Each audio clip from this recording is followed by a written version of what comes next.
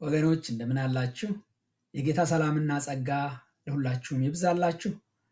እግዚአብሔር ይባርካችሁ። እስከዛሬ በጥሞና እየሰማችሁ ስለሆነ ደግሞም ሰብስክራይብ ስላደረጋችሁ፣ ሌሎች ሰብስክራይብ ያላደረጋችሁም ሰብስክራይብ አድርጉ ለብዙዎች እንዲደርስ። ዛሬም እንደገና የእግዚአብሔርን ቃል አብረን እንካፈላለን። የምንኖረው ቢሆንስ በሚል ስጋት በተሞላ ዓለም ውስጥ ነው። ኢኮኖሚው ቢወድቅስ? ገና እኮ አልወደቀም። ቢወድቅስ እንላለን። ስራዬን ባጣስ? ስራ ባጣስ እንላለን። ስራ እያለን እኮ ስራ እየሰራን ስራ ባጣስ እያለን እንጨነቃለን። ብዙ ነገር እንዲህ ቢሆንስ፣ እንደዛ ቢሆንስ እያለን እንጨነቃለን። እና ብዙ ጊዜ የክርስቲያኖች ብቻ አይደለም የሰው ሁሉ ማለትም ይቻላል፣ ግን ክርስቲያኑን ከሚፈታተኑ አባይ ጠላቶች አንዱ ፍርሃት ነው። ፍርሃት፣ የሞት ፍርሃት አለ፣ የስደት ፍርሃት አለ። ምናልባት በእምነት ምክንያት የመሰደድ፣ በሌላም ነገር የመሰደድ አለ፣ የመገለል ወዘታ። ብዙ አይነት የፍርሃት አይነቶች ሊኖሩ ይችላሉ እና ብዙ አይነት የፍርሃት አይነቶች አሉ እና በእውነት አይነተኛ ጠላታችን ነው ፍርሃት። ፍርሃት ጠላታችን ነው። ሰይጣን በቃ ሲፈታተነን ልጥለን ሲፈልግ በልባችን ውስጥ ፍርሃትን ነው የሚዘራው። የፍርሃትን ዘር ይዘራል። ያ ይበቅልና አድጎ በቃ ችግር ውስጥ እንድንገባ ያደርገናል። ውድቀት ውስጥ እንድንገባ ያደርገናል። ስለዚህ እኛ ፍርሃት ስኖረን ብዙ ጊዜ በቃ እግዚአብሔርን እንተውና በእግዚአብሔር እጅ እንደተያዝን እንረሳና ራሳችንን ማየት እንጀምራለን። ፍርሃት ይውጠናል።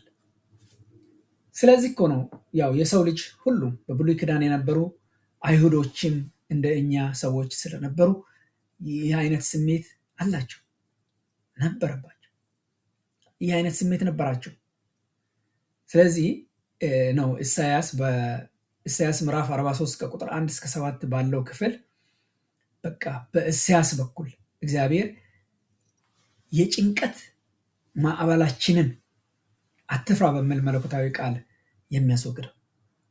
በቃ ይህ ቃል አትፍራ የሚለው በተለይ መለኮታዊ ቃል፣ ይሄ ሰዎች አትፍሩ አትፍራ የሚሉን አይደለም። ወንድሞቻችን እህቶቻችን፣ ወይ ደግሞ ወላጆቻችን፣ ወይም ደግሞ እኛ አለን የምንለው ሰው አትፍራ የሚለን አይነት ሳይሆን መለኮታዊ አትፍራ የሚል ቃል፣ እግዚአብሔር አትፍራ አትፍሪ የሚለን ቃል በእውነት ጭንቀታችንን፣ የጭንቀት ማዕበላችንን ከኛ የሚያስወግድ ነው። እግዚአብሔር ዝም ብሎ አትፍራ አይለንም። እግዚአብሔር አትፍራ ወይም አትፍሪ የሚለን ለምን መፍራት እንደሌለብን በቃ በቂ ምክንያት፣ አሳማኝ የሆነ ምክንያት በቃሉ እየሰጠን ነው አትፍራ የሚለን። እኔ እኮ አትፍሩ የምላችሁ ለዚህ ነው። ስለ ማንነቱ ይነግረናል፣ ስለ እኛ ይነግረናል። በዚህ ምክንያት አትፍሩ ይለናል እና ይህንን ነው በኢሳያስ ምዕራፍ 43 ከቁጥር 1 እስከ 7 ባለው ክፍል የምንማረው ወገኖቼ። ይህንን ነው የምንማረው። ያው በዚህ ዓለም ውስጥ ብዙ የሚያስፈራሩ ነገሮች አሉ። አንዳንድ ብቸኝነት፣ ሰው ረስቶኛል፣ ረሳኝ፣ ቤተሰብ ረሳኝ፣ እንደዚህ የሚሉ ነገሮች ያስፈራሉ እና መከዳት፣ በወንድም በጓደኛ መከዳት እና ብዙ ነገሮች፣ የስራ ቦታ፣ የቤተሰብ ሁኔታ፣ በተለያየ ነገር ውስጥ ያው ችግሮች ሲገጥሙን ወይ ደግሞ ወደፊት ገና ያልገጠሙን ችግሮች ሊገጥመኝ ይችላል ብለን ስናስብ ሁሉ ፍርሃት ይዘናል። ስለዚህ እግዚአብሔር የት አለ ማለት ሁሉ እንጀምራለን። እንደዚህ አይነት ጥያቄዎችን ሁሉ መጠየቅ እንጀምራለን። ፍርሃት የሚመጣው በእግዚአብሔር እጅ ውስጥ መሆናችንን ስንረሳ ነው። በእግዚአብሔር እጅ ውስጥ ነን ወገኖች። እኔና እናንተ በእግዚአብሔር እጅ ነን። በእግዚአብሔር እጅ ውስጥ ነን። በጌታ በኢየሱስ ክርስቶስ ያመነ ሁሉ ያመነ የተጠመቀ ይድናል የተባለ ሁሉ፣ በክርስቶስ የሆነ ሁሉ ዳግም የተወለደ ሁሉ በእግዚአብሔር እጅ ውስጥ ነው። ስለዚህ እግዚአብሔር በእጁ ውስጥ ስለያዘን፣ በእጁ የተያዝን ስለሆንን በእርሱ ዘንድ የማንረሳ ነን። ስለዚህ መፍራት የለብንም ወገኖች። ስለዚህ ፍርሃት እንግዲህ ብዙ ስሜቶች አሉን። በእርግጥ ስሜቶች አሉን። ከነዚህ ሁሉ ስሜቶች ጠንካራው ስሜት የፍርሃት ስሜት ነው ወገኖች። የፍርሃት ስሜት በጣም ጠንካራ ነው። ከባዱ ነው። ከባዱ ስሜት የሚባለው ስሜት ነው የፍርሃት ስሜት። ምክንያቱም ብዙ ነገር እንፈራለና፣ በሽታን እንፈራለን፣ ውድቀትን እንፈራለን፣ መገለልን እንፈራለን፣ ቤተሰብ ውስጥ ምን ይከሰት ይሁን ምን ይፈጠር ይሁን ብለን እንፈራለን፣ ስራን እንፈራለን፣ ገንዘብን እንፈራለን፣ ገንዘብ አጣ ይሁን የሚል ነገር፣ ሰላም ይጠፋ ይሁን፣ ጦርነት ይመጣ ይሁን፣ አንዳንድ ጊዜ ወዴት ነው የሚሄደው አቅጣጫ ወዴት ነው የሚሉ ነገሮች ሁሉ ያስፈሩናል። ነገር ግን እኛ ሊመጣ ያለውን ነገር መቆጣጠር አንችልም። በእግዚአብሔር ቁጥጥር ውስጥ ነው ሊመጣ ያለው ነገር በሙሉ ማለት ነው። ስለዚህ መለወጥ ለማንችለው ነገር በእግዚአብሔር እጅ ውስጥ ሆነን እግዚአብሔርን ተስፋ ማድረግና በእግዚአብሔር መታመን እንጂ መፍራት የለብንም ወገኖች፣ መፍራት የለብንም።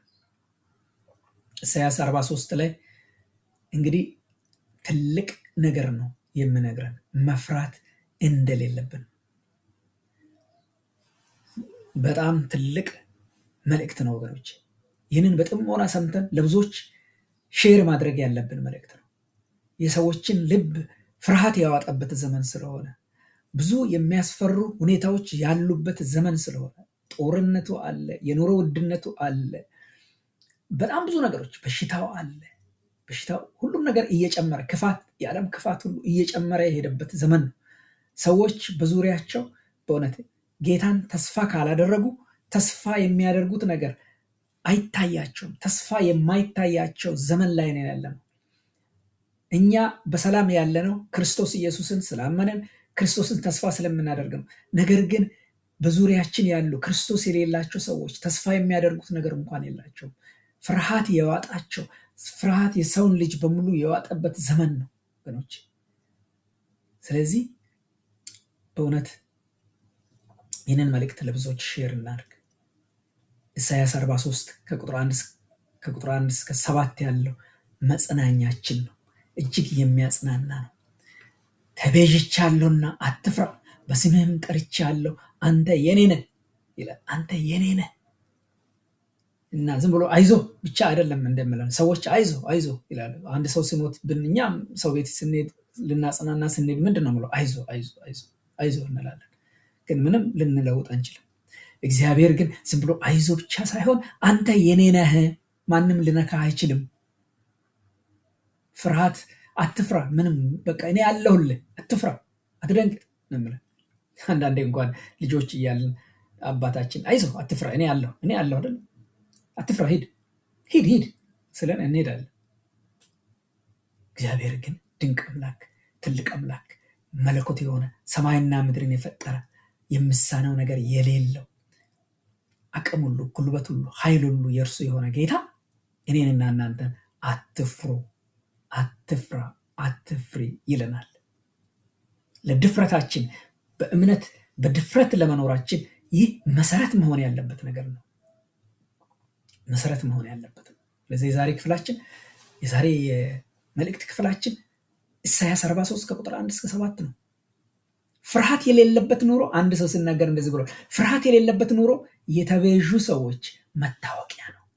የዳኑ ሰዎች መታወቂያ፣ በቃ መታወቂያቸው ነው። ፍርሃት የሌለበት ህይወት፣ ፍርሃት አልባነት፣ ፍርሃት የሌለበት ህይወት ወይም ኑሮ የተቤዡ ሰዎች መታወቂያ ነው።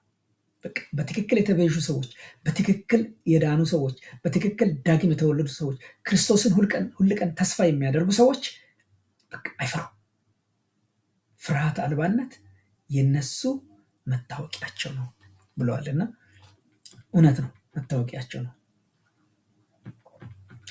እንግዲህ በዚህ ክፍል በኢሳይያስ ምዕራፍ 43 ከቁጥር 1 እስከ 7 ባለው ክፍል ብታነቡ በኋላም እናያለን ክፍሎችን።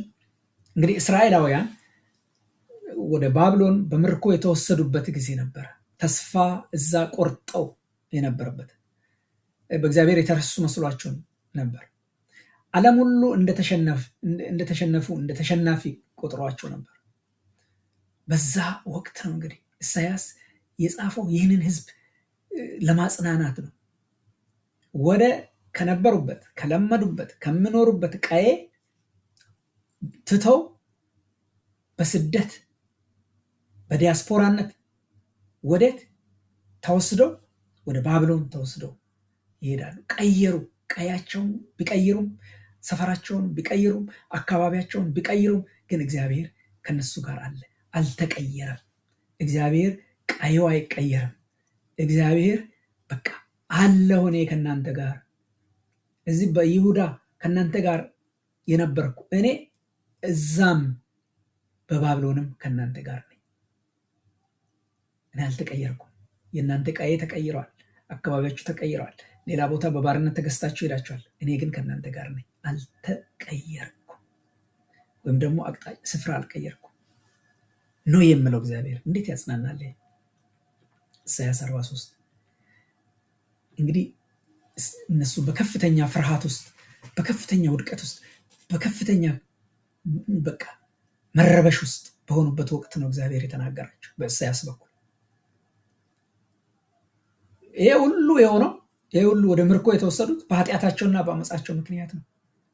ዛሬ ኃጢአትና በደል በውስጣችን ካለ ምርኮ ነው፣ ይማርከናል። በእውነት እንማረካለን። ጠላት ይማርከናል። በጠላት ለመማረክ በእኛም ህይወት ውስጥ በጠላታችን ሁልጊዜ በዙሪያችን በሚዞረው ጠላታችን ለመማረክ ኃጢአት ምክንያት ነው። ሁልጊዜ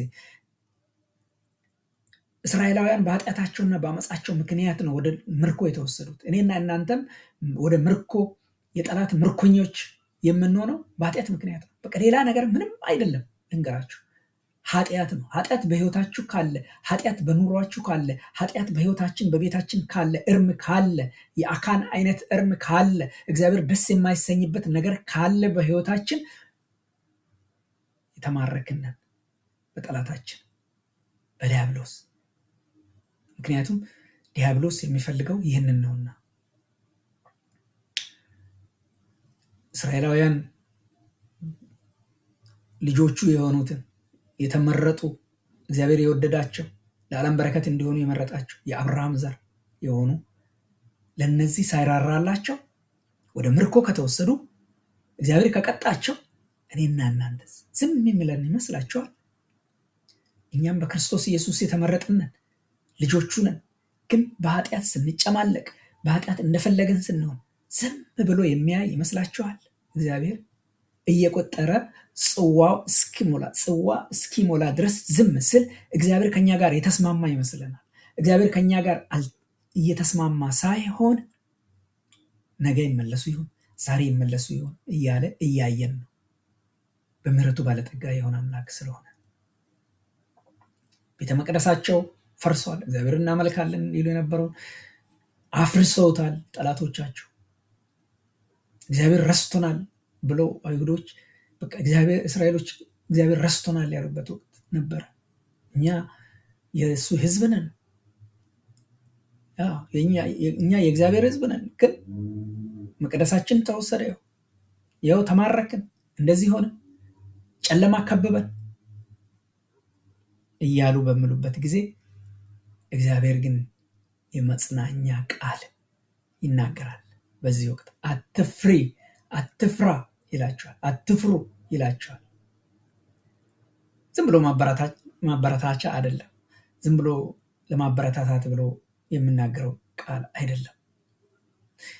ማለት ምንም መጥፎ ነገር አይደርስባችሁም አትማረኩም እያለ እንዳይደለ ግልጽ ነው። የዚህ ቦታ ላይ አትፍሩ ስል እና ምንም በቃ አይደርስባችሁም እያለ አይደለም አትፍሩ ምላቸው። እኔ ከእናንተ ጋር ስለሆንኩ አትፍሩ ነው እያለን ያለው። ሊደርስብን ይችላል። በሰዎች ሁሉ የሚደርስ ነገር በእኛም ሊደርስብን ይችላል። ግን እግዚአብሔር እዛ ውስጥ ከኛ ጋር ስላለ፣ እግዚአብሔር ከኛ ጋር ስለሆነ ነው መፍራት የሌለብን። እግዚአብሔር ከኛ ጋር ስለሆነ ምንም ቢያሳዝኑት አልተዋቸው። እኛም ዛሬ እንደዚህ እግዚአብሔርን ብናሳዝንም እግዚአብሔር አልተወንም፣ አይተወንም። መከራችን፣ ችግራችን የምናልፍበት መንገዶች ብዙ አይነት ሁኔታዎች ቢኖሩም የእግዚአብሔር ፍቅር ግን በእኛ ላይ አልተቀየረም። የቃል ኪዳኑ ፍቅር ይበልጣል፣ ከድካማችን ይበልጣል። የቃል ኪዳን ፍቅሩ ከድካማችን ይበልጣል፣ ከኃጢአታችን ይበልጣል፣ ከአመፃችን ይበልጣል፣ ከውድቀታችን ይበልጣል፣ ከኛ ድካም ሁሉ ይበልጣል። እሱ ክብር ለጌታ ይሁን። የእሱ ፍቅር ይበልጣል። በስደት ውስጥ እየተሰቃዩ ቢሆንም መከራ የሞላበት ስደት ቢሆንም ግን አሁንም በሱ ጥበቃ ስር ናቸው። ምክንያቱም እነሱ የእርሱ ናቸው፣ የእግዚአብሔር ናቸው። ፈተናን መከራን እግዚአብሔር እንደሚያጠፋ በቃ እንዳይመጣ ወደኛ እንዳይመጣ እንደሚከለክል አድርገን መመልከት የለብንም። በእውነት ፈተና ይመጣል፣ መከራ ይመጣል፣ ግን የእግዚአብሔር መገኘት ከኛ ጋር አለ። እሱም ትልቁ ነገር።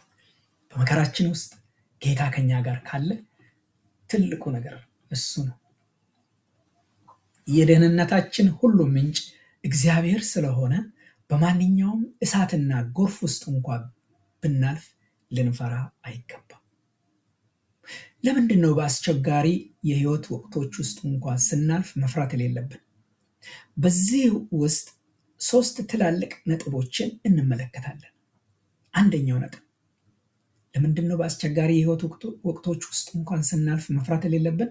አንደኛ እግዚአብሔር ስለፈጠረንና አንተ የኔ ነህ ስላለን መፍራት የለብን። ቁጥር 1 ላይ ነው 43 ኢሳይያስ 43 ቁጥር 1 ላይ ነው ይህንን የምንመለከተው። እግዚአብሔር ስለፈጠረንና አንተ የኔ ነህ ስላለን መፍራት የለብንም ወገኖች። ቁጥር 1 ላይ ምን ይላል? አሁንም ያዕቆብ ሆይ የፈጠረህ እስራኤልም ሆይ የሰራህ እግዚአብሔር እንዲህ ይላል፣ ተቤዥቻለሁና አትፍራ፣ በስምህም ጠርቻለሁ፣ አንተ የኔ ነህ ይላል። አንተ የኔ ነህ ይላል።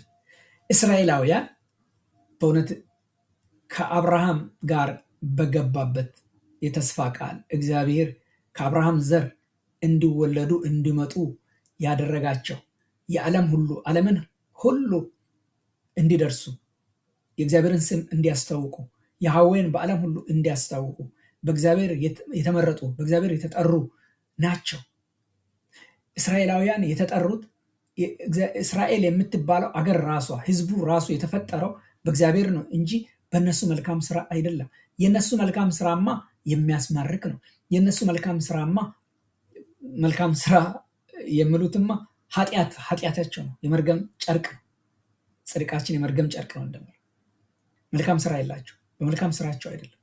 እግዚአብሔር በቃ የሚመርጥ እግዚአብሔር በሉዓላዊነቱ መረጣቸው። ያ ማለት ፈጠራቸው ማለት ነው። እስራኤል የምትባለውን አገር ፈጠረ፣ ኃያል አገር ፈጠረ። ሰንተር የምትሆን የዓለም ሰንተር የምትሆን አገር መረጠ። በእነሱ በኩል ክርስቶስ እንዲወለድ የሚሆን ዘር፣ ቃል ኪዳን ያለው ህዝብ፣ የቃል ኪዳንን ህዝብ እግዚአብሔር መረጠ። ከአብርሃም ጋር እንደገባው ቃል ኪዳን መሰረት ለቃል ኪዳኑን የማይረሳ አምላክ ስለሆነ ይህ አምላክ የሰራህ እግዚአብሔር እንዲህ ይላል። አሁንም ያዕቆብ የፈጠረ እስራኤልም ሆይ የሰራህ እግዚአብሔር እንዲህ ይላል። በቃ እግዚአብሔር ነው የሰራቸው፣ እግዚአብሔር ነው የፈጠራቸው። ልክ እንደዚሁ እኔና እናንተም ደግሞ በክርስቶስ በኩል እግዚአብሔር እንደገና ልጆቹ አድርጎናል፣ እንደገና መርጦናል፣ ተመርጠናል። ደግሞም የሰራን እግዚአብሔር ነው፣ የፈጠረን እግዚአብሔር ነው። ስለዚህ እንዲህ ይላል፣ ተቤዥቻለሁና አትፍራ፣ በስምህም ጠርቻለሁ፣ አንተ የኔ ነህ ይላል። ስለዚህ እንዳይፈሩ ቅድም አሳማኝ ምክንያት ያልኳችሁ እግዚአብሔር የሚጀምረው እርሱ ማን እንደሆነ ለነሱ በማስታወስ ነው። እግዚአብሔር ራሱ ማን ነው ይህ አትፍሩ የምላቸው የምለውን ነገር እርሱ የሚፈጥር የፈጠረ የሰራ ሰውን የሰራ ዓለምን የሰራ ህዝብን ሁሉ የሰራ የተቤዥ በቃ መቤዠት የሚችል በስማችን መጥራት የሚችል እኛን የእርሱ ማድረግ የሰውን ልጅ የእርሱ ማድረግ የሚችል እግዚአብሔር ነው። እርሱ እግዚአብሔር ማንነት ያስታውሳቸዋል። እርሱ ሩቅ አይደለም። እርሱ ከነሱ ጋር ያለ አምላክ ነው። ከኛ ጋር ያለ አምላክ ነው። ሩቅ የሆነ አምላክ አይደለም። የሩቅ አምላክ አይደለም። የቅርብ አምላክ ነው። ደካማ አምላክ አይደለም። ብርቱ አምላክ ነው። ደግሞም ለልጆቹ ግድለሽ አምላክ አይደለም። እርሱ የፈጠረንና የሰራን አምላክ ነው። ፈጠረ። ይህ ቃል የእግዚአብሔርን ኃይል ልዕልናውን ያሳየናል። ሰራ የሚለው ቃል በቃ እግዚአብሔር በግላችን እያንዳንዳችንን ነው የሰራ። ከጭቃ ጠፍጥፎ የሰራን፣ ለክብሩ የፈጠረን። ስለዚህ እኔና እናንተ ወገኖቼ ዝም ብለን ነው የምንፈራው። እኛ በአጋጣሚ የተገኘን እኮ አይደለም። እንዲሁ በምድር ላይ ዱብ ያለን አይደለንም። አጋጣሚ የፈጠረን አይደለንም። በባዮሎጂ ድሮ እንደተማር ነው እነ ዳርዊን እንደሚሉት የዳርዊን ፍልስፍና ምን እንደሚል ሰው ከአዝጋሚ ለውጥ የመጣ ነው፣ ከጦጣ ከምን የመጣ ነው እንደሚሉት አይደለም። እኔና እናንተ በእግዚአብሔር እጅ ፕላንድ ተደርገን እግዚአብሔር ላቀደልን ስራ እኛን በእያንዳንዳችን ልሰራ ላሰበው ስራ የተፈጠርን፣ ለክብሩ የተፈጠርን እንጂ በአጋጣሚ ዝም ብለን ዱብ ያልን የተገኘን አይደለም። ስለዚህ ዛሬ በምንም አይነት ሁኔታ ውስጥ ብንሆን አይረሳንም፣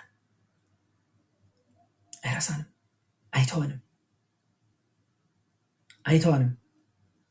እኔ ሰራሁ፣ እኔ ፈጠርኩ፣ አውቃለሁ በምን ውስጥ እንደምታልፍ ምን እንደምታደርግ አውቃለሁ እንደምን ማለት ነው። ሰዎች የሰሯቸውን እቃዎች እንኳን እንዴት በጥሩ ቦታ እንደሚያስቀምጡ ታውቃላችሁ አይደል? አንዳንድ የፈጠራ ስራ ለምሳሌ ኮምፒውተር የሰሩ ሰዎች ኮምፒውተርን ዝም ብሎ የሆነ ቦታ ጣል ያደረጉት ወርቅ። እኛ ለእግዚአብሔር ከወርቅ ከእንቁ ይልቅ ውድ ነን። ስለዚህ እግዚአብሔር እንዲሁ ሰርቶን ፈጥሮን ጊዜ አጥፍቶብን እንዲሁ ዝም ብሎ አይተዋንም ወገኖች፣ እንዲሁ ዝም ብሎ አይተዋንም። ክብር ለጌታ ይሁን። በመቀጠል ምንድን ነው የሚለው? እግዚአብሔር ተቤዥቼሃለሁ ይላል። መቤዠት ማለት ዋጋ ከፍሎ መልሶ መግዛት ማለት ነው። ማዳን ወይም ነፃ ማውጣት ማለት ነው። እንግዲህ በብሉይ ኪዳን መቤዠት እግዚአብሔር እስራኤልን ከግብፅ ባርነት ነፃ ያወጣበትን የዘጸአትን ታሪክ ሁሉ ያስታውሰናል። እነርሱ በራሳቸው ነፃ ለማውጣት አቅም አልነበራቸውም። እግዚአብሔር ግን ከግብፃውያን እጅ ታደጋቸው፣ ነፃ አወጣቸው። ያ ነፃ ማውጣቱ ከባርነት ነፃ ያወጣቸው ያ መቤዠት ነው። እግዚአብሔር ነው የተቤዣቸው ማለት ነው። እግዚአብሔር ነው የተቤዣቸው። በጣም ትልቅ ነገር ነው ወገኖቼ፣ ይሄ ትልቅ ነገር ነው። እግዚአብሔር መረጣቸው መጀመሪያ ላይ፣ ከዛ ደግሞ የእርሱን መቤዠት እንዴት እንደተቤዣቸው ደግሞ ይናገራል። እግዚአብሔር ልዑል አምላክ ነው። ልዑል አምላክ ነው። እርሱ ልዑል አምላክ ነው።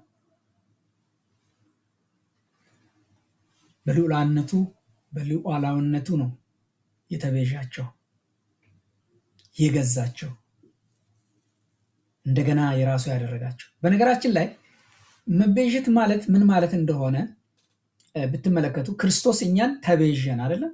ቤዛችን ሆነ። ክርስቶስ ቤዛችን ሆነ። መቤዠት ማለት አስቀድሞ የኛ የሆነውን ነገር የራሳችን የሆነውን ነገር ወይ እኛ ራሳችን የሰራነውን ነገር ለምሳሌ ቤት ሰርታችሁ ከሆነ ቤት ሰርታችሁ በጥሩ ሁኔታ ዋጋ ከፍላችሁ ቤት ሰራችሁ እንበል። የራሳችሁ ቤት አላችሁ፣ ቤት ሰራችሁ። ከዛ በሆነ ጊዜ በሆነ መንገድ ቤታችሁ ለሌላ ሰው ሆነ፣ ሌላ ሰው ወሰደው። በሆነ መንገዱን አላውቅም፣ በየትኛውም መንገድ ቢሆን ማለት ነው፣ ለሌላ ሰው ሆነ። ከዛ በኋላ ከጊዜ በኋላ ደግሞ እናንተ ያንን ቤት በጣም በቃ ሁል ጊዜ ስለምታስቡ ገንዘብ ስታገኙ ዋጋ አውጥታችሁ የራሳችሁን ቤት ስትገዙ ያ ማለት መቤዠት ማለት ነው። ያንን ቤት ተቤዣችሁ ማለት ነው። እኛ እኮ መጀመሪያ እግዚአብሔር ከጭቃ አንስቶ ጠፍጥፎ የሰራን የፈጠረን ነን። በኋላ ደግሞ ጠፋን በኃጢአታችን ምክንያት። ዘፍጥረት ምዕራፍ 3 ላይ ጠፋን በአዳም ኃጢአት ምክንያት፣ በሔዋን ኃጢአት ምክንያት ጠፋን አይደለም? ስንጠፋ እንደገና በክርስቶስ ኢየሱስ ቤዛችን ሆነው ክርስቶስ እግዚአብሔር ተቤዠን። እንደገና በዋጋ ገዛን። ዋጋ ከፍሎ ገዛን። የደም ዋጋ ከፍሎ ገዛን። የክርስቶስን ሞት ዋጋ ከፍሎ ገዛን። አዳንን፣ ነፃ አወጣን። ከባርነት ነፃ አወጣን። እስራኤላውያንን ከግብፅ ባርነት ነፃ እንዳወጣቸው እንደታደጋቸው እኛን ደግሞ በክርስቶስ ኢየሱስ ታደገን፣ ነፃ አወጣን፣ የራሱ አደረገን። እንደገና ገዛ፣ በደሙ ገዛን። በደሙ ዋጋ፣ በትልቅ በደሙ ዋጋ የተገዛነን ማለት ነው። እንደው ጌታ እግዚአብሔር በደሙ ዋጋ ገዝቷችሁ፣ በክርስቶስ ሞት ገዝቷችሁ፣ ልጁን ሰጥቷችሁ፣ ልጁን ሰጥቶን እንዲሁ ዝም ብሎ የሚተወን ይመስላችኋል? ታዲያ ለምንድን ነው የምንፈራው? ለምንድን ነው የምንፈራው? ቀጥሎ ሌላ የምለው እግዚአብሔር በስምህ ጠርቻለሁ ይላል። ስማችንን ያውቃል። እኔን ስራጅ ብሎ እናንተንም ስማችሁን ጥሩ፣ የየራሳችሁን ስም በስማችሁ ያውቃል እግዚአብሔር። በስማችን ያውቀናል። አይገርም? በጣም የሚገርም ነገር ነው። እኔ አንድ ጊዜ አያቴ ሙስሊም ነበሩና የእናቴ አባት ማለት ነው። በጣም ትልቅ ሰው ናቸው። ከ100 በላይ እድሜ ያላቸው በጣም አዛውንት ናቸው። ትልቅ አዛውንት ናቸው። አርጅተዋልና እኔ የምኖርበት ከተማ ሌላ ነው እና ቤታቸው ሆነው ሙስሊም ናቸው። እኔ ጸልይላቸዋለሁ ሁልጊዜ ያው ስማቸውን እየጠራው ጸልያለሁ። እንደውም የሆነ ጊዜም አንድ ጊዜ አንዲት እህት እኔ እያገለገልኩ እያለሁ ልክ ቆመህ እያለ መንፈስ ቅዱስ አንድ ሽበታም ሰው ማለትም አያትህ ሲድኑ አየሁ አለችኝ። ጌታን ሲቀበሉ አየሁ አለችኝ። እውነተኛ የሆነ ራእይ እግዚአብሔር እዛው እኔ እያገለገልኩ ቆሜ እያገለገልኩ አሳያት። ከኬንያ የመጣች እህት ናትና ኬንያዊት ናትና ስታገለግል አንድ ቀን በአንድ መድረክ እያገለገልን ነበረ እና በዛን ቀን እንደዛ ባለች መሰረት በዛ መሰረት ያው አያቴ እኔ ወዳለሁበት ከተማ እንዲሄዱ ይነግራቸዋል። በህልማቸው መልአክ ታየኛሉ ማታ ላይ። አሁን በህይወት የሉም፣ በርግጥ ወደ ጌታ ሄደዋል። እና መልአክ ታየኝ። ታይቶ ምን አለኝ? ስራጅ ጋር ሄድና ሙስሊም እኮ ናቸው፣ መጽሐፍ ቅዱስ ይሰጣል። ደግሞ ያማቸው ነበር። ያኔ ደግሞ እኛ አካባቢ ኮንፍራንስ ነበር፣ ስቴዲየም ኮንፍራንስ ነበረና እንደውም ኮንፍራንስ ሁሉ ሄዱ። ኮንፍራንስ ሄደው እግዚአብሔር ከበሽታቸው በዛ ኮንፍራንስ ላይ ፈወሳቸው እና ዳኑ፣ ጌታን ተቀበሉ። ለስንት ዓመት ሙስሊም ሆነው ይኖሩ የነበሩ ሰው ናቸው። ጌታ ኢየሱስ ክርስቶስን የግል መድኃኒታቸው አድርገው ተቀበሉ አያቴ። ከዛ በኋላ አንድ የነገሩኝ ነገር በጣም ደስ ያለኝ ምንድን ነው? ስራጅ መጽሐፍ ቅዱስ ይሰጣል። በስሜ ጠርቶ ነው የነገራቸው። እንግዲህ ስሜን ያውቃል ማለት ነው። ደስ አይላችሁ? ያውቃል እግዚአብሔር ስሜን። ስራጅ ብሎ ሂድ ስራጅ ጋር፣ ስራጅ መጽሐፍ ቅዱስ ይሰጣል። እና ያንን መጽሐፍ ቅዱስ ሰጠኋቸው። ጌታን ከተቀበሉ በኋላ ቸርች ሄደው ፊት ለፊት ነው የሚቀመጡት። ያችን መጽሐፍ ቅዱስ ማንበብ እንኳን አይችሉም እኮ፣ ግን መጽሐፍ ቅዱሱን ይዘው ቁጭ ይላሉ። መጽሐፍ ቅዱስ ይዘው ቁጭ ይላሉ። ሌሎች ሲያነቡላቸው ነው የሚሰሙት እና መጽሐፍ ቅዱሱን ይዘው ቁጭ ይላሉ። ጌታ እንደዚህ ያደርጋል በስሜ። እኔ በጣም ደስ ያለኝ ያኔ እንዴት ደስ እንዳለኝ ልነግራቸው አልችልም። ጌታ ስሜን ጠርቶ በቃ ስራጅ ይሰጣል ብሏቸው ነገራቸው። በስሜ ጠርቻለሁ ይላል። ይህ በጣም ፐርሰናል ነው። በጣም ደስ የሚል ነገር ነው። እግዚአብሔር ህዝቡን በቃ ዝም ብሎ እንደ ሌላ ተራ መንጋ አይም። ህዝቡን በስማቸው ነው የሚጠራቸው። አየለ፣ ከበደ፣ ስራጅ፣ ጌታቸው እንደዚህ እያለ ነው የሚጠራው በስም።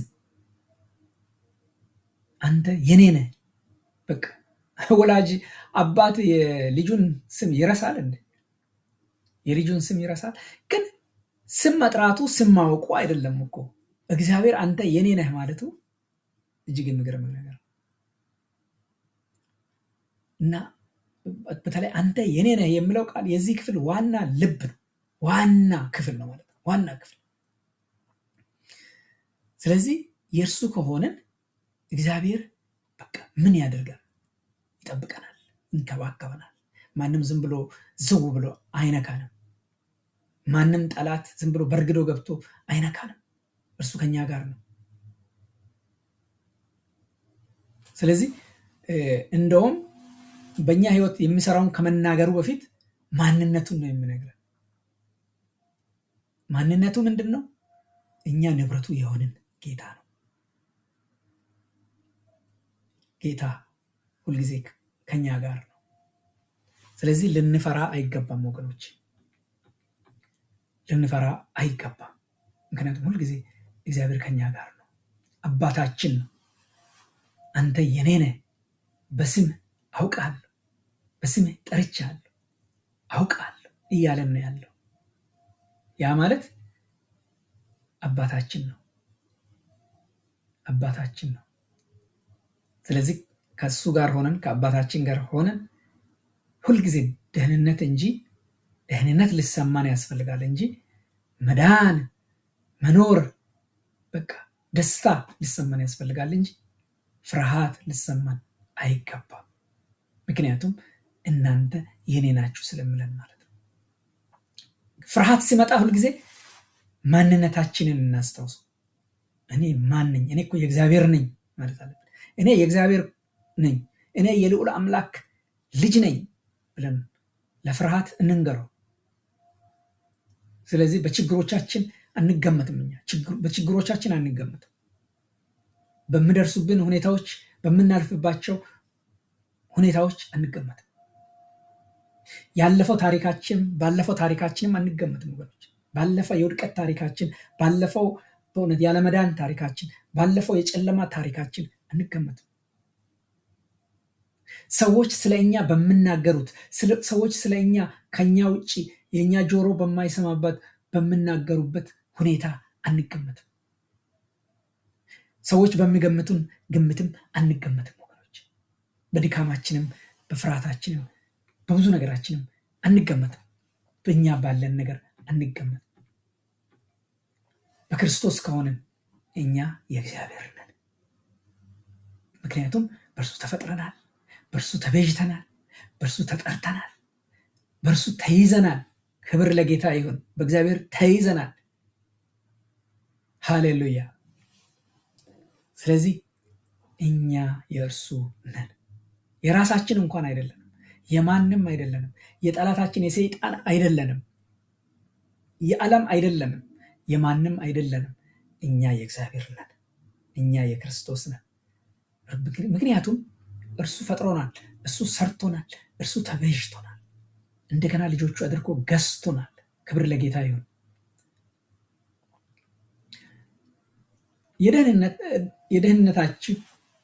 የደህንነታችን ሁሉ ምንጭ እግዚአብሔር ስለሆነ በማንኛውም እሳትና ጎርፍ ውስጥ እንኳን ብናልፍ ልንፈራ አይገባም።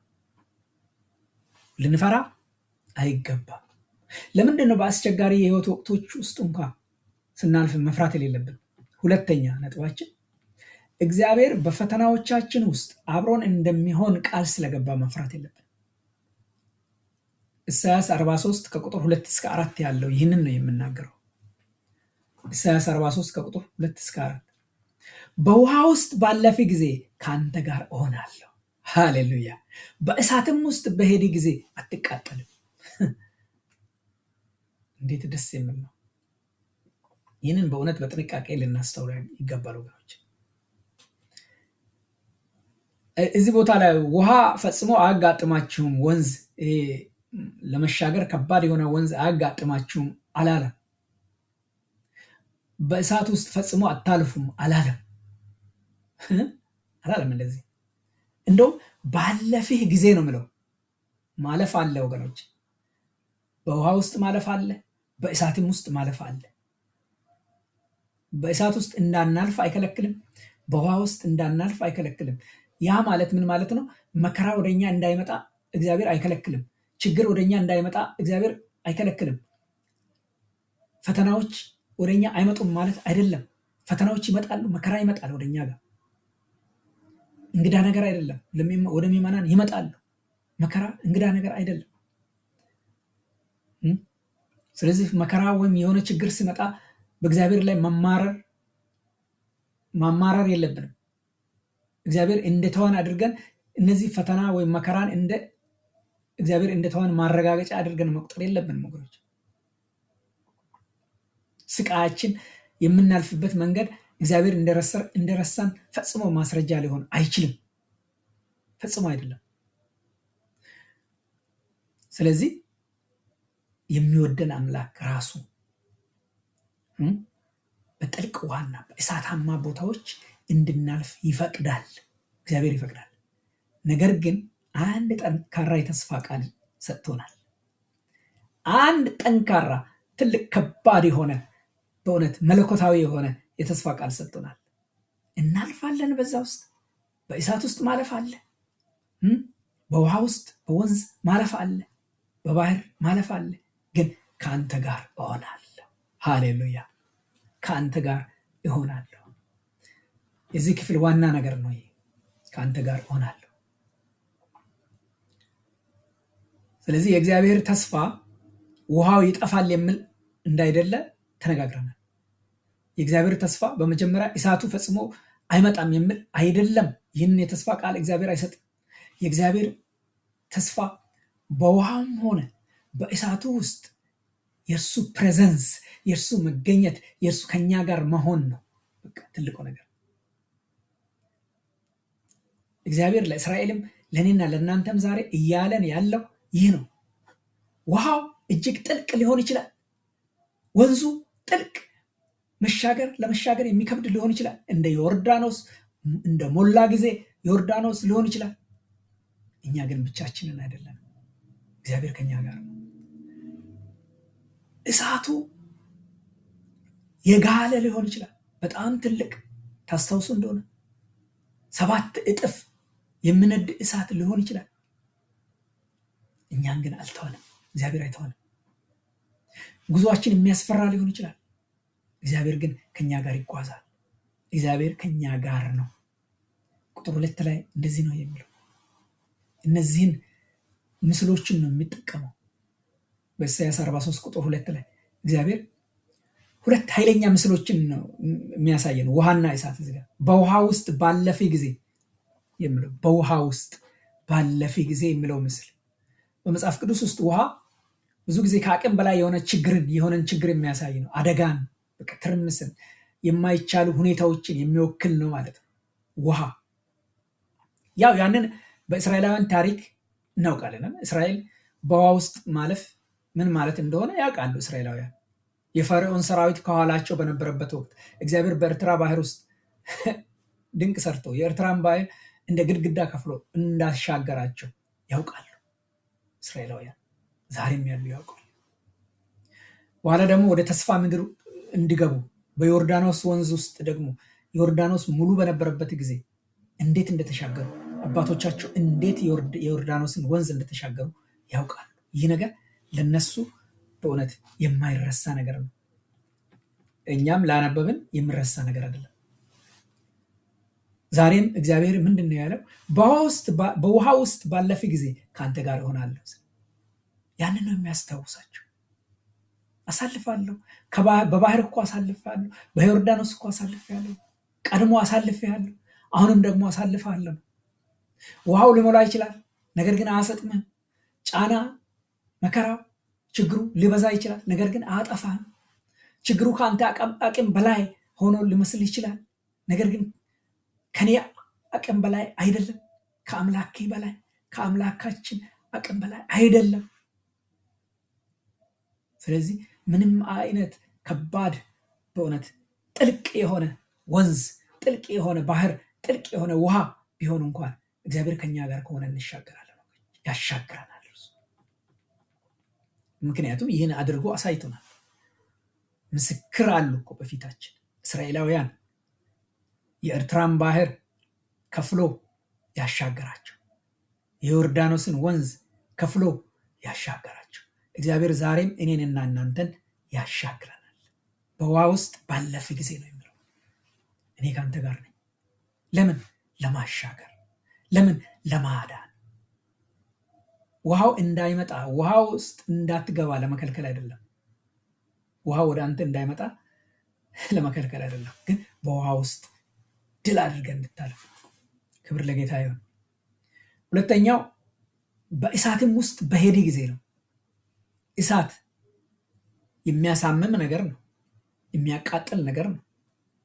ይህም ራሱ ፈተናን፣ ስደትን፣ ስቃይን ይሄ ሪፋይን የሚያደርግ እንደ ወርቅ የሚያጠራን ፈተና የሚያሳይ ነገር ነው። እሳት ወርቅነቱ የሚፈተነው በእሳት አይደለ እንዴ? በእሳት እኮ ነው ወርቅነቱ የሚፈተነው።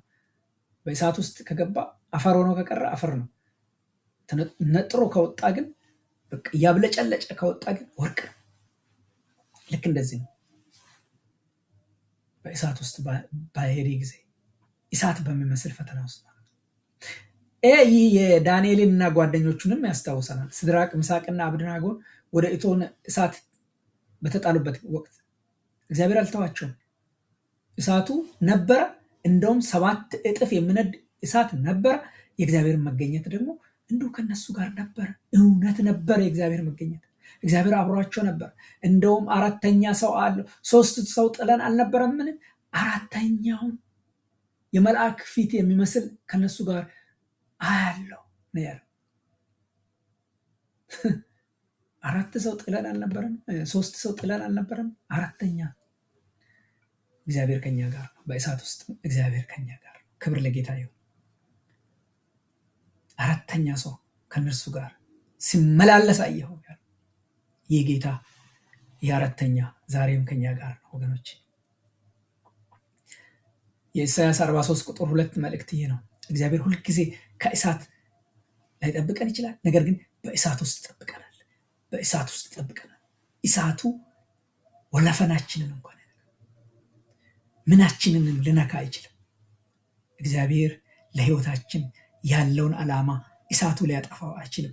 እግዚአብሔር በእኛ ሊሰራ ያለውን ነገር እሳቱ ሊያጠፋው አይችልም። ውሃው ሊያጠፋው አይችልም። ወንዙ ሊያጠፋው አይችልም። ባህር ሊያጠፋው አይችልም። እሳቱ ሊያጠፋው አይችልም።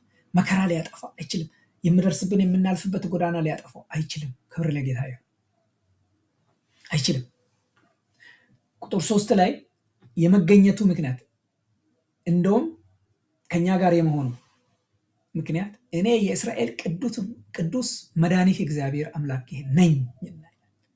እኔ የእስራኤል ቅዱስ መድኃኒት ሃሌሉያ እግዚአብሔር አምላክ ነኝና፣ መድኃኒት እግዚአብሔር አምላክ ነኝና። በእውነት ይህን እያለ ህዝቡ እንዴት ነው የሚፈራው? እኛ ይህንን እያለን እንዴት ነው የምንፈራው ወገኖች? ይሄ በእውነት መፍራት የሌለብን ትልቅ ምክንያት ነው።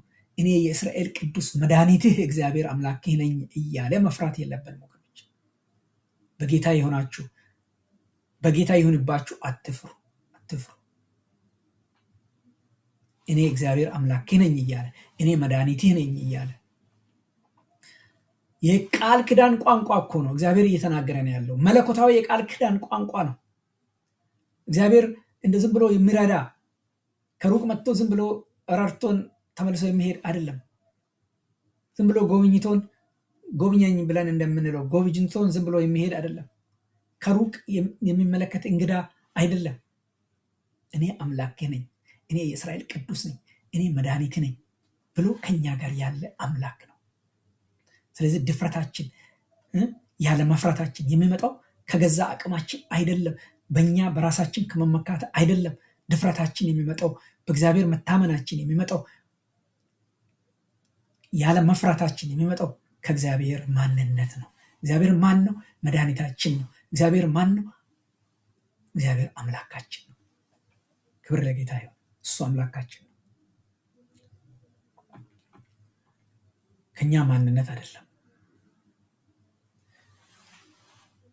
እኔ ጠንካራ ነኝና አልፈራም፣ እኔ ከባድ ነኝና እኔ ጎበዝ ነኝና አልፈራም ማለት አንችልም ወገኖች፣ አንችልም። እንደዛ የሚል ሰው የለም። የማንፈራው እግዚአብሔር አምላካችን ስለሆነ ነው። እግዚአብሔር መድኃኒታችን ስለሆነ ነው። መድኃኒት ስለሆነ የትኛውም ህመም ይምጣ እግዚአብሔር መድኃኒት ነው። የትኛውም የማይቻል የሚያስፈራ ነገር ይምጣ እግዚአብሔር ለፍርሃታችንም መድኃኒት ነው። መድኃኒት የሆነ አምላክ አለን። እግዚአብሔር አምላካችን ስለሆነ አንፈራ። እግዚአብሔር መድኃኒታችን ስለሆነ አንፈራ። ክብር ለጌታ ይሁን። ቁጥር 4 ላይ የእግዚአብሔር ፍቅር ጥልቀቱን ያሳየናል። ቁጥር 4 ላይ በዓይኔ ፊት የከበረና የተመሰገነ ስለሆነ እኔም ስለወደድኩ ይላል። መፍራት የሌለብን በዓይኔ ፊት የከበረና የተመሰገነ ስለሆነ እኔም ስለወደድኩ። በጣም በጣም እንደውም በዚህ ክፍል ካሉ እጅግ ድንቅ የማጽናናት ቃሎች ሁሉ እኔ በጣም ልቤን የሚነካኝ ቃል ነው። በዓይኔ ፊት የከበርህና ምናልባት ሰዎች አዋርዷችኋል። በጌታ ሆናችሁ ጌታ ክብሩን የገለጠላችሁ ደሙን ያፈሰሰላችሁ የሞተላችሁ፣ ነገር ግን ሰዎች እንደው ዝቅ አድርጎ የሚያዩአችሁ በተለያየ ምክንያት፣ ምናልባት ገንዘብ ስለሌላችሁ፣ ምናልባት ስራ ስለሌላችሁ፣ ምናልባት በዓይናቸው ፊት አቅልሎ ስላዩአችሁ፣ በእግዚአብሔር ዓይን ስትታዩ ግን የከበራችሁ ናችሁ፣ የተመሰገናችሁ ናችሁ፣ ደግሞ የተወደዳችሁ ናችሁ። የተወደድን፣ የከበርን፣ የተመሰገንን። ቁጥር 4 ላይ ይህን የምናገረው ሄዳችሁ አንብቡ። ቁጥር 4 ላይ ኢሳያስ ምዕራፍ 43 ቁጥር 4 ላይ እጅግ ቆንጆ የሆነ አነጋገር ነው። የከበራችሁ ፕሬሽስ ነው። ፕሬሽስ በቃ ፕሬሽስ ስቶንስ የሚባሉ አሉ አይደለም? ፕሬሽስ ስቶንስ የሚባሉ እንደ እብነ በረድ ሰዎች እንደ ድንቅ ነገር የሚያዩአቸው አሉ። ለእግዚአብሔር ከእብነ በረድ በላይ ፕሬሽስ ማን ነው ብትሉ እኔና እናንተ ነን። በተለይ ደግሞ በክርስቶስ ኢየሱስ የተቤዡ፣ በክርስቶስ ኢየሱስ የዳኑ። ሰው ሁሉ ለእግዚአብሔር ውድ ነው፣ ግን ከሰውም በላይ ደግሞ በክርስቶስ ኢየሱስ የዳኑ፣ እግዚአብሔርን በክርስቶስ ኢየሱስ የሚያመልኩ፣ ጸጋውን እሺ ብለው የተቀበሉ፣ እነዚህ የከበሩ ፕሬሽስ ናቸው። በእግዚአብሔር ፊት የተመሰገኑ ናቸው፣ የከበሩ ናቸው፣ ኦነርድ ናቸው፣ ላቭድ ናቸው፣ የተወደዱ ናቸው። እግዚአብሔር የወደዳቸው ናቸው። የተወደድን ነን፣ የከበርን ፕሬሽስ ነን፣ የተመሰገንን፣ የከበርን ኦነርድ የሆንን በእግዚአብሔር የተወደድን ነን። ሰዎች ስንቋችሁ እንደ ምናምን ቁጠሩ። ሰው ከናቃችሁ፣ ሰው እንደው በብዙ ነገር ከናቃችሁ፣ የተናቃችሁ ከመሰላችሁ ምን ቸገራችሁ? እግዚአብሔር መለኮታዊ ትልቅ አምላክ አክብሯችኋል። በቃ ትልቁ የሰማይ አምላክ ሰማይና ምድርን የፈጠረ በውስጣቸው ያሉትን የፈጠረ ይህ ኃያል ጌታ፣ ይህ እግዚአብሔር ሁሉን ቻይ የሆነ ሁሉን የሚያይ በሁሉ ስፍራ የሚገኝ ትልቅ አምላክ እግዚአብሔር እርሱ አክብሯችኋል። ለሱ ፕሬሽስ ናችሁ፣ የተመሰገናችሁ ናችሁ፣ የከበራችሁ ናችሁ፣ ኦነርድ ናችሁ፣ የተወደዳችሁ ናችሁ። ሰዎች ብጠሏችሁ፣ ሰዎች ቢያዋረዷችሁ ጀስት ኢግኖር ኢት። እንደ ምናምን ቁጠሩ።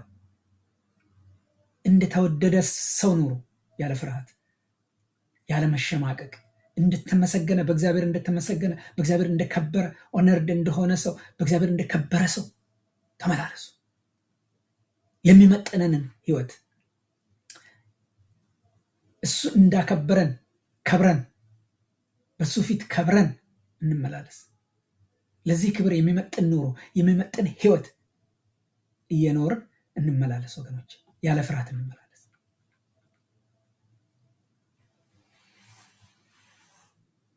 እና የተረሳችሁ የተናቃችሁ ዋጋ የሌላችሁ አድርጋችሁ ራሳችሁን አትቁጠሩ። ያኔ ነው ፍርሃት የሚነግሰው በህይወታችሁ። ከፍርሃት ነፃ የሚያወጣችሁ መድኃኒት ማንነታችሁን ማወቅ ነው።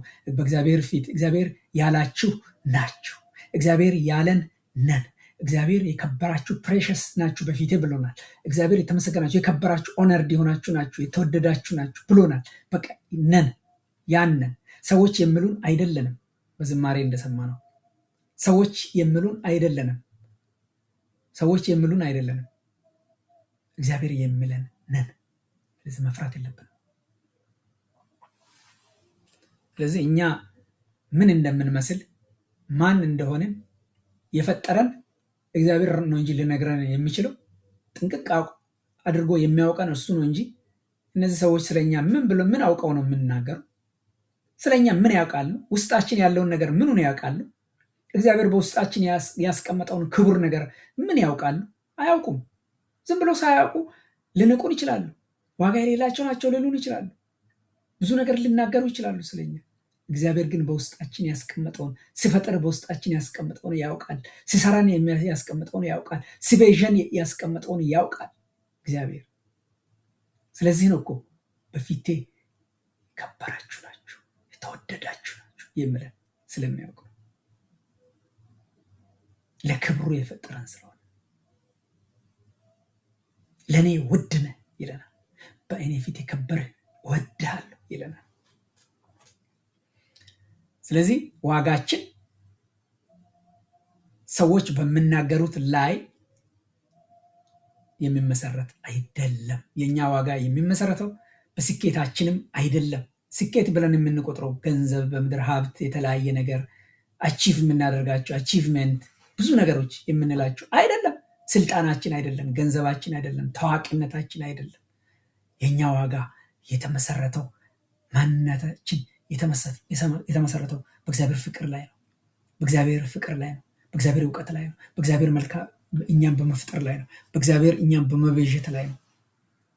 በእግዚአብሔር ማንነት ላይ ነው። ውድ አድርጎ አንተ የኔ ውድ ነህ በማለቱ ላይ ነው። ስለዚህ ለምን እንፈራለን? ይህንን ስናውቅ፣ ይህንን አውቀን ስንኖር ፍርሃት ኃይሉን ያጣል። በህይወታችን ላይ ፍርሃት ኃይሉን ያጣል። ፍርሃት ኃይሉን እንዲያጣ ማንነታችንን እንወቅ፣ የእግዚአብሔርንን ማንነት እንወቅ። በኢኮኖሚ ችግር ውስጥ ልናልፍ እንችላለን። በበሽታ ውስጥ ልናልፍ እንችላለን። በቤተሰብ ስቃይ ውስጥ በተለያዩ ነገሮች ልናልፍ እንችላለን።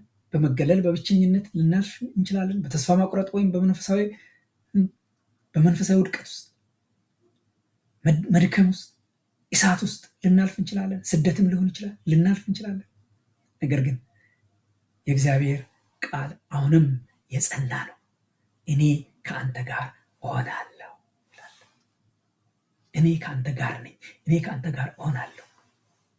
የእግዚአብሔር ፕሬዘንስ አንድ ዝማሬ ነበረ። ሰማይን እንኳን ውብ ያደረገው ተናፋቂ ያደረገው የአንተ ፕሬዘንስ ነው። በሰማይ አንተ ስላለህ ነው ይላል። እግዚአብሔር ስላለ ነው። እግዚአብሔር ያለበት በእውነት ተናፋቂ ነው። የኛ ህይወት እኛ እግዚአብሔር የሚገኝብን ስለሆነ ተናፋቂዎች ነን። ህይወትን፣ ኑሮን፣ በምድር ላይ ትግልን፣ የትኛውንም ነገር ለብቻችን አንጋፈጠው። እግዚአብሔር ከኛ ጋር ሆኖ ይረዳናል። ከኛ ጋር ነው። ክብር ለጌታ ይሁን። በምናልፍበት መንገድ ውስጥ ሁሉ እግዚአብሔር ከኛ ጋር ነው። እግዚአብሔር የተቤዠውን ውሃ ሊያሰጥመው አይችልም። እግዚአብሔር የተቤዠውን እሳት ሊበላው አይችልም። እሳት ሊበላው አይችልም። ውሃ ሊያሰጥመው አይችልም። እግዚአብሔር የጠራውን ፈተና በእውነት ሊያደቀው አይችልም። ፍርሃት ስነሳ የእግዚአብሔርን ተስፋ ማስታወስ አለብን። ከአንተ ጋር እሆናለሁ ያለውን ተስፋ። ውሃው ጥልቅ ሆኖ ሲታየን ይሄ የምናየው ውሃ ማለት አይደለም። የህይወታችን ማዕበል እንደ ውሃ ሊያሰጥመን በዙሪያችን የሚያንሰፈስፉ ኃይላት ማለት ነው። ከኛ ጋር የምንራመደውን አምላክ እንመልከት። የምንሄድበትን የሚሄደውን፣ በምንቆምበት የሚቆመውን፣ በስፍራ ሁሉ ከኛ ጋር የሚሆነውን አምላክ እንመልከት። እሳቱ ሲግልብን፣ የፈተናው እሳት፣ የመከራው እሳት፣ የሚያጠራው እሳት ሲግልብን፣ ከመጠን በላይ ነበልባሉ ከፍ ስል ነበልባሉ ላይ አናተኩር። ከኛ አጠገብ የሚቆመውን አምላካችንን፣ የቆመውን ጌታችንን እናስብ። አምላካችንን እግዚአብሔርን እናስብ። መድኃኒታችንን እናስብ። ለነፍሳችን እንድንበላት እኔ ብቻዬን አይደለሁም፣ እግዚአብሔር ከኔ ጋር ነው፣ እግዚአብሔር ይወደኛል፣ እግዚአብሔር ያሻግረኛል እንበል ወገኖች። እንደዚህ እንበል። የደህንነታችን ሁሉ ምንጭ እግዚአብሔር ስለሆነ በማንኛውም እሳትና ጎርፍ ውስጥ እንኳን ብናልፍ ልንፈራ አይገባም። ለምንድን ነው በአስቸጋሪ የህይወት ወቅቶች ውስጥ እንኳን ስናልፍ መፍራት የሌለብን? ሶስተኛና የመጨረሻው ሐሳብ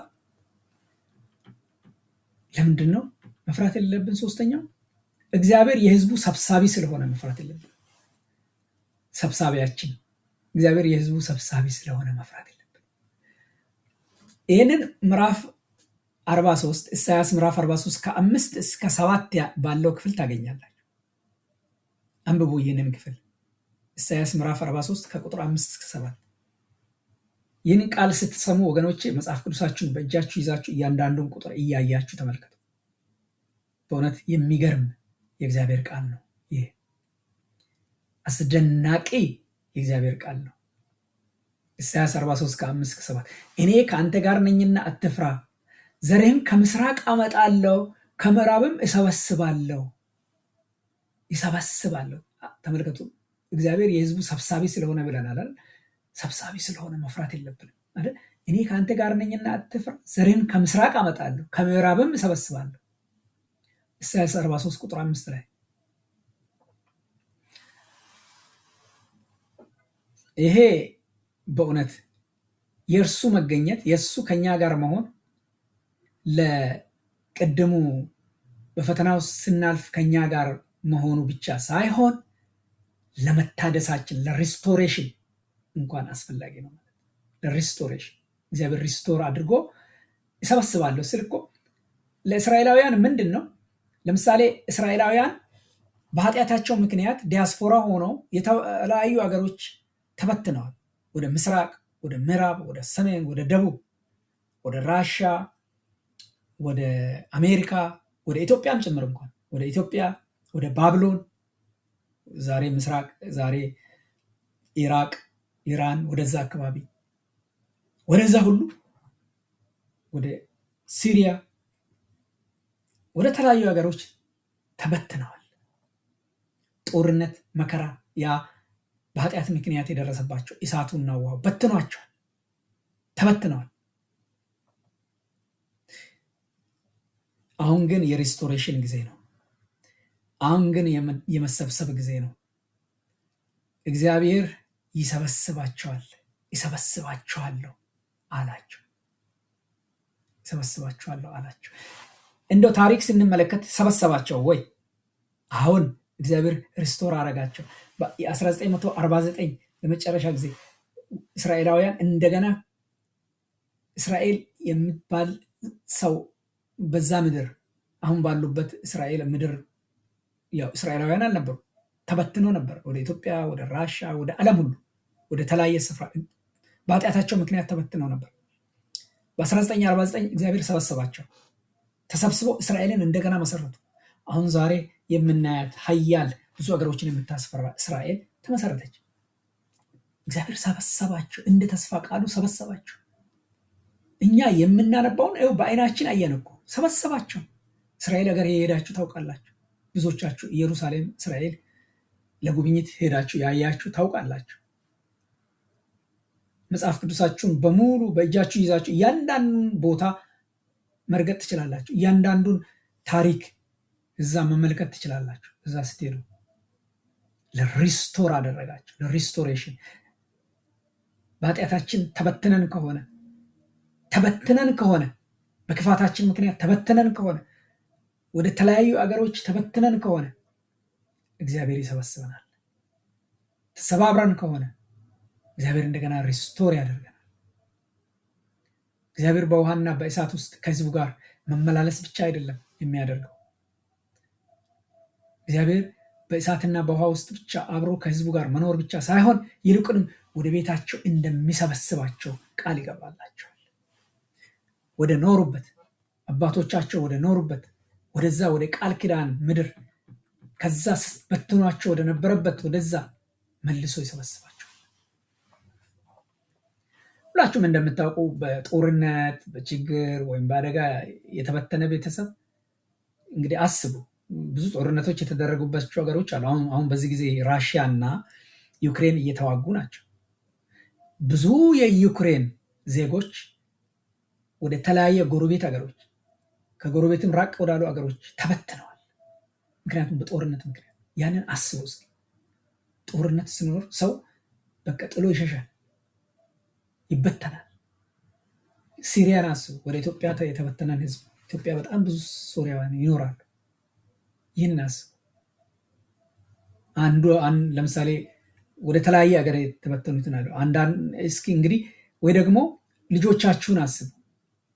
4 ልጆች ቢኖሯችሁ ጦርነት ቢነሳና 4ቱም ልጅ ወደ ተለያየ ቢበተን አንዱ ወደ ምስራቅ፣ ሌላኛው ወደ ምዕራብ፣ ሌላኛው ወደ ደቡብ፣ ሌላኛው ወደ ሰሜን ቢበተኑ እንግዲህ ወላጆች እያንዳንዱ ልጅ ተበትኖ ሲኖር ለወላጆች ስቃይ ነው፣ ብዙ ችግር ነው፣ ብዙ መከራ ነው። መስማት የማይፈልጉት ነገር ነው። ይናፍቋቸዋል። በጦርነቱ ምክንያት ማየት አይችሉም፣ ተበትነዋል። ስለዚህ ወላጆቹ እያንዳንዱ ልጁ ወደ ቤቱ የሚመለስበትን ቀን በጉጉት ነው የሚጠብቀው፣ በጉጉት ይጠብቃል። ያንን ነው ያደረገው እግዚአብሔር። እመልሳችኋለሁ። እየጓጓችሁ ያላችሁ ወላጆች ደስ ይበላችሁ፣ ህዝቡ ይመለሳል ነው በዚህ ምሳሌ መሰረት ማለት ነው። እንግዲህ ኢሳያስ 43 ከቁጥር 5-6 ይህንን ነው የሚናገረው። እስራኤል በስደት በኃጢአት በፍርድና በብሔራዊ በአጠቃላይ ስብራት ምክንያት ተበትነው ነበር፣ ስብራት ደርሶባቸው። እግዚአብሔር ግን እንደገና ይሰበስባችኋለሁ ይላቸዋል። ይህ ማለት ታሪካቸው ገና አላበቀም ማለት ነው። ታሪካቸው አላበቀም። የእስራኤላውያን ታሪክ እንዳላበቃ የኔና የእናንተም ታሪክ አላበቃም። የተበተነ የመሰለን ነገር ነገራችን እንደተበተነ የቆጠርን ነገሮቻችን እንደተበተኑ የቆጠርን እግዚአብሔር እንደገና ይሰበስባቸዋል። እግዚአብሔር የመሰብሰብ ቃል ኪዳን አለው። በዚህ ክፍል ታሪካችን ገና አያበቃም። ቁጥር 5-6 ላይ ዘርህን ከምስራቅ አመጣለሁ፣ ከምዕራብም እሰበስብሃለሁ። ሰሜንን አምጣ ይህንን ዘር ይላል። ደቡብንም አምጣ አትከልክል እላለሁ ነው የምለው። እንደው ሰሜንን አምጣ ደቡብንም አትከልክል እላለሁ። ደግሞ ማን ጠይቀው ነው ደቡብ የሚከለክለው? ማን አምጣ ብሎ ነው ምስራቅ ምዕራብ የሚከለክለው? ዝም ብሎ የሚያቆየው እግዚአብሔር እኮ ነው። ለእግዚአብሔር የማይታዘዝ ምስራቅ የለም፣ ለእግዚአብሔር የማይታዘዝ ደቡብ የለም፣ ለእግዚአብሔር የማይታዘዝ ምዕራብ የለም። ሁሉም ለእግዚአብሔር ይታዘዛል። እግዚአብሔር ለሁሉም የምድር አቅጣጫዎች ይናገራል። ምስራቅ፣ ምዕራብ፣ ሰሜን፣ ደቡብ አምጡ፣ ይህን የተበተነውን ህዝብ ሰብስቡ፣ ልቀቁ ይላል።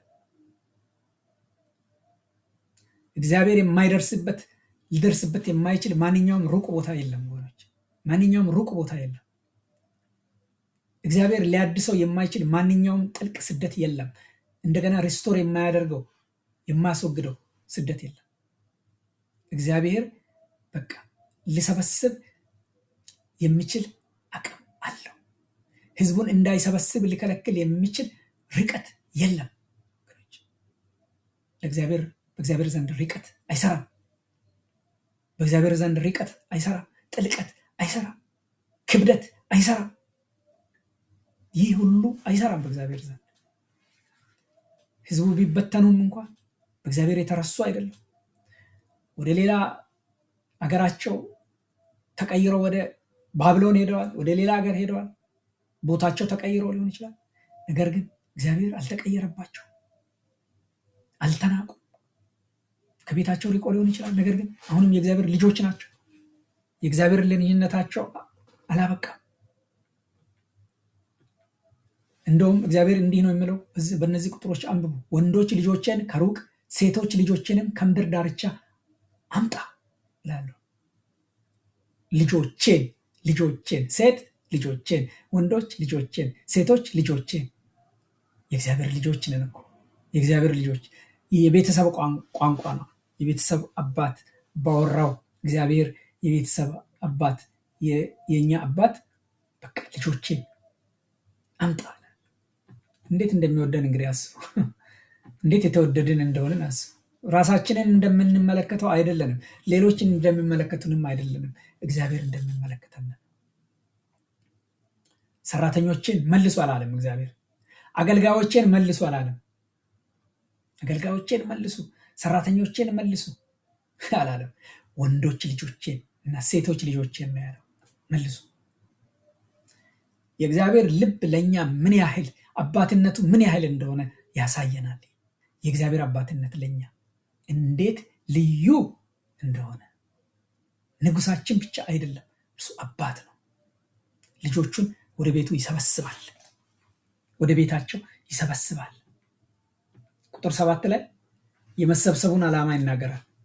ለክብሬ የፈጠርሁትን የሰራሁትንና ያደረግሁትን በስሜ የተጠራውን ሁሉ አምጣ ይላል።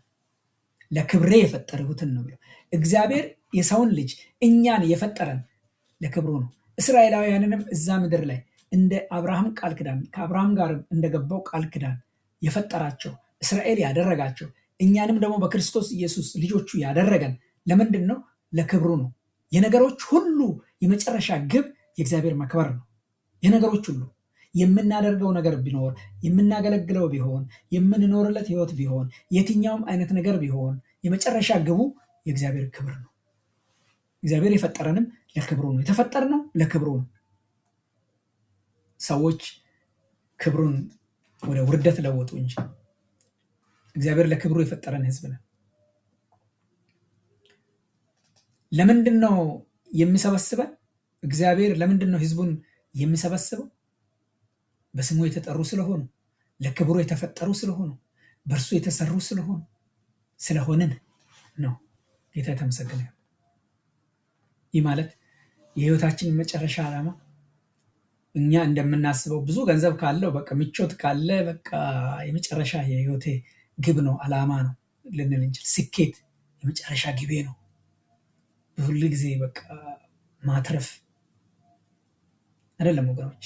የእግዚአብሔርን ታላቅነት፣ ቸርነት፣ ውበትን፣ ታማኝነት ማንጸባረቅ መቻላችን ነው። ለክብሩ መሆን መቻላችን ነው። ይህ ነው ስኬት ማለት። ይህ ነው ስኬት ማለት። በምድር ላይ ስኬት ማለት እውነተኛ ስኬት፣ እውነተኛ ስኬት ማለት ይህ ነው። የእግዚአብሔርን ታላቅነት፣ የእግዚአብሔርን ቸርነት፣ የእግዚአብሔርን ውበትና ታማኝነት በህይወታችን ላይ ማንጸባረቅ፣ በአገልግሎታችን ላይ ማንጸባረቅ፣ በኑሯችን ላይ ማንጸባረቅ፣ በትዳራችን ላይ ማንጸባረቅ፣ በመውጣት መግባታችን ላይ ማንጸባረቅ፣ ሪፍሌክት ማድረግ፣ ያ ነው ስኬት ማለት። ያ ነው አቺቭመንት ማለት በምድር ላይ ያ ነው አቺቭመንት ማለት። ይህ አቺቭመንት እስከ መጨረሻ ድረስ የሚዘልቅ ነው። በሰማይም የሚያሸልም ነው። ዝም ብሎ በምድር ላይ ብዙ አቺቭ ያደረጉ ሰዎች ብዙ ማስተርሶችን፣ ብዙ ዲግሪዎችን፣ ብዙ ዶክተሬቶችን፣ ብዙ ቢሊዮን ዶላሮችን፣ ብዙ የዓለምን ነገር ብዙ ነገር የሰሩ አቺቭ ያደረጉ ብዙ ነገር አቺቭ ያደረጉ አንድ ቀን ወደ አፈር ይሄዳሉ ትተው። እግዚአብሔርን ካላገለገሉ በቃ ይህ ሁሉ ከንቱ ማለት ነው። ከንቱ ድካም ማለት ነው። ውስን እድሜ ማለት ነው። የኔና የእናንተ አቺቭመንት ለእግዚአብሔር ክብር ከሆንን፣ የእግዚአብሔርን ክብር ካንጸባረቅን በሰማይ በደስታ ከሱ ጋር እንኖራለን፣ እንሸልማለን። እግዚአብሔር የተመሰገነ ይሁን። እግዚአብሔር ህዝቡን ይሰበስባል። የሚሰበስበውም ለምንድን ነው? የሚያድሰን የሚሰበስበን እግዚአብሔር ክብሩን እንድናሳይ ነው። ለእግዚአብሔር ክብር ስለተፈጠርን ማለት ነው። ለእግዚአብሔር ክብር ስለተፈጠርን ወገኖች፣ እዚህ ዛሬ ለእኛም ትልቅ ኃይል ያለው ትልቅ ትምህርት ያለው ትልቅ ነገር ያለው ክፍል ነው። አንዳንዴ መበተን አለ እኮ። በስሜት የተበተነ መምሰል፣ በመንፈስ በሪሌሽንሽፕ በአካል በቃ መበተን አለ። ህመም ሊበትነን፣ ኃጢአት ሊበትነን ይችላል። ስቃይ መከራ ሊበትነን ይችላል። ተስፋ መቁረጥ ሊበትነን ይችላል። ፍርሃት ሀሳባችንን ሊበትን ይችላል። ሀሳብን ሊበትን ይችላል። ፈተናዎች በቃ ከቤት እንደራቅን እንዲሰሙን ሊያደርጉ ይችላሉ። ነገር ግን እግዚአብሔር ሰብሳቢ አምላክ ነው። እግዚአብሔር ይሰበስባል። እስራኤላውያንን እንደሰበሰባቸው እንዲሁ እንደ ተስፋ ቃሉ እንደሰበሰባቸው እግዚአብሔር ይሰበስባል። የተሰበረውን ልባችንን ይሰበስባል። የተሰበረ ህይወታችንን ይሰበስባል። የፈራናውን ይሰበስባል። የቆሰልነውን ይሰበስባል። የጠፈነውን ይሰበስባል። ወንዶችና ሴቶች ልጆቹን ወደ ራሱ ይሰበስባል። በክርስቶስ ኢየሱስ ይሰበስበናል። ይበልጥ ደግሞ በእርሱ ስንሆን ይህ የሚያምር ነገር ነው ወገኖች። ኢየሱስ የመጣው የጠፋውን ሊፈልግና ሊያድን ነው። በሞቱና በትንሣኤው አማካኝነት ሰዎችን ከማንኛውም ወገን እና ከማንኛውም ወገን፣ ነገድ፣ ከማንኛውም ቋንቋና ህዝብ ወደ እግዚአብሔር ቤተሰብ ይሰበስባል። በክርስቶስ ኢየሱስ ወደ እግዚአብሔር ቤተሰብ ይሰበስባል። ከነገድ፣ ከቋንቋ፣ ከህዝብ፣ ከተለያየ እግዚአብሔር ይሰበስባል። ስለዚህ አትፍሩ ወገኖች፣ አንፍራ። በቃ ከእግዚአብሔር ብቻችንን የተገለልን የራቅን እንደሆነ ይሰማን ይሆን? እግዚአብሔር እጅ አንወጣም። እግዚአብሔር ይቅርባችን ነው። እንደተበተን ይሰማን ይሆን? እንደተበተንክ ይሰማ ይሆን? እግዚአብሔር ግን ይሰበስበሃል፣ ይሰበስበናል። እንደተረሳ ይሰማ ይሆናል? እንደተሰማ ይሰማ ይሆን? እግዚአብሔር ስምህን ያውቃል። የተሰበርን እንኳን እግዚአብሔር ለክብሩ ፈጥሮናል። ስለዚህ ወገኖቼ በእውነት ዛሬ ወደ እግዚአብሔር መመለስ ያለባችሁ ወደ እግዚአብሔር ተመለሱ፣ ወደ መገኘቱ ተመለሱ። በእግዚአብሔር በማይጠፋው ተስፋው ታመኑ። ለክብሩ ክብሩን አንጸባርቁ። ለክብሩ ኑሩ፣ ለክብሩ አገልግሉ፣ ለክብሩ አድርጉ። የምታደርጉትን ሁሉ ለእግዚአብሔር ክብር አድርጉ። የተቤዠ አምላክ አይተውህም፣ ከአንተ ጋር ይሄዳል። በእሳት ውስጥ አይተውህም፣ በእሳት ውስጥ አይጥልህም። በውሃ ውስጥ አይተውህም፣ በውሃ ውስጥ አይጥልህም። በስምህ የጠራ አምላክ፣ በስማችን የጠራን አምላክ ወደ ቤቱ ይሰበስበናል። ወገኖች መፍራት የለብንም። እግዚአብሔር ስለተቤዠን እና በስማችን ስለጠራን እኛ የእርሱ ስለሆንን መፍራት የለብንም። እግዚአብሔር በፈተናዎች ውስጥ አብሮን እንደሚሆን ቃል ስለገባ ውሃ አይኖርም ስላላለ፣ እሳት አይኖርም ስላላለ፣ ነገር ግን እርሱ ከኛ ጋር ስለሚሆን አንፍራ ወገኖች። እግዚአብሔር ሕዝቡን ወደ ቤታቸው ስለሚሰበስብ ከምስራቅ፣ ከምዕራብ፣ ከሰሜንና ከደቡብ እግዚአብሔር ወንዶችና ሴቶች ልጆቹን ስለሚጠራቸው የሚሰበስባቸው ፍጹም ስለሆነ እኛ ፍጹም ስለሆንን ሳይሆን ሰዎች ፍጹም ስለሆኑ ሳይሆን የእርሱ ስለሆኑ የፈጠራቸውም ለክብሩ ስለሆነ ይሰበስባቸዋል። ስለዚህ ፍርሃትን ከህይወታችን ዕለት ዕለት አውጥተን እንጣለን። ስለዚህ ፍርሃት ሲናገር እምነት እንዲህ ብሎ ይመልስ፣ እኔ የተቤዠሁ ነኝ፣ እኔ ብቻዬን አይደለሁም፣ እኔ የተወደድኩ ነኝ፣ እኔ የተሰበሰብኩ፣ እግዚአብሔር የሰበሰበኝ የሚሰበስበኝ ነኝ፣ እኔ ለእግዚአብሔር ክብር የተፈጠርኩ ነኝ ብለን በእምነት እንናገር። ፍርሃት ሌላ ነገር ስናገረን ማለት ነው። ስለዚህ ልንፈራ አይገባንም። ምክንያቱም በስማችን የሚጠራን በፈተናዎች ውስጥ አብሮን የሚጓዘውና ወደ ቤቱ የሚሰበስበን አምላክ አለን። እግዚአብሔር ከኛ ጋር ነው። በውሃ ውስጥ ባለፈ ጊዜ ከአንተ ጋር እሆናለሁ፣ በወንዞችም ውስጥ ባለፈ ጊዜ አያሰጥሙም፣ በእሳትም ውስጥ በሄደ ጊዜ አትቃጠልም፣ ነበልባሉም አይፈጅህም ስላለን ማለት ነው። አትፍራ እኔ ከአንተ ጋር ነኝና የሚል ተስፋ ስለሰጠን አንፍራ ወገኖች። ኢሳይያስ 43 ከ1 እስከ 7 እንግዲህ ይህንን ነው የምነግረን።